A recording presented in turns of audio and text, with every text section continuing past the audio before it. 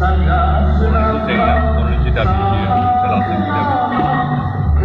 राजनैतिक जेंनाखौ बोस्रांनायाव जथेस्थ सम लायो दिनै बर'फ्रा आलादा रायजो नागिरनानै सिगाङाव सोलोंथाया 50 बोसोर 50 बोसोर 50 बोसोरनि गेजेराव मोननै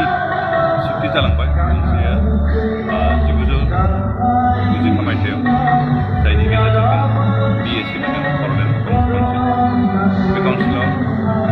स्टेट एक्ट मथे आसाम सरकारनि आइन मथे दानाय जादोंमोन बेहाय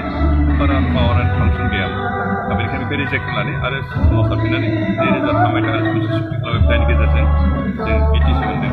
बे BTCआ अन्तत भारतनि संबिजिरजों मोनसे गनायजानाय सुक्ति खिन्थु अब्लाबो BTCनि जि पावार एन्ड फांसन बेजों मोनसे जाति हिसाबै थांना थानायनि मोन्थाय बेयाव गैया गोबां लोरबांथि बेवहाय दंमोन आरो बेनिखायनो दिनै बर'फ्रा आन्दलन खालामबाय थानो गोनां जादों आरो दिनै बेनिखायनो दुलाराय बर' फरायसा आफाद NDP गासैबो सोमावसारनायखौ खालामबाय थादों दिनै सरकारजों NDPआ सावरायनाया 13 बोसोर जाबाय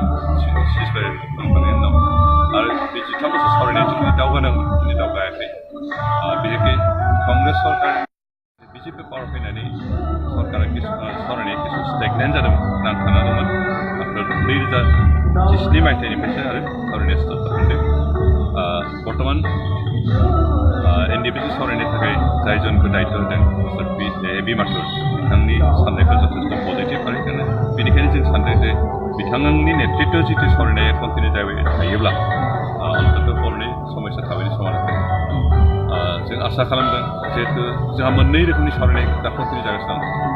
गणतान्त्रिक सोमावसारग्रा जेरै दुलाराय बर' फरायसा आफाद जयन्त एक्सन कमिटि फर बर्ड एन्ड डेभेलपमेन्ट बेनिफ्राय UPPL बिथांमोनजों मोनसे सावरायदों आरो बोरै फारसेथिं NDP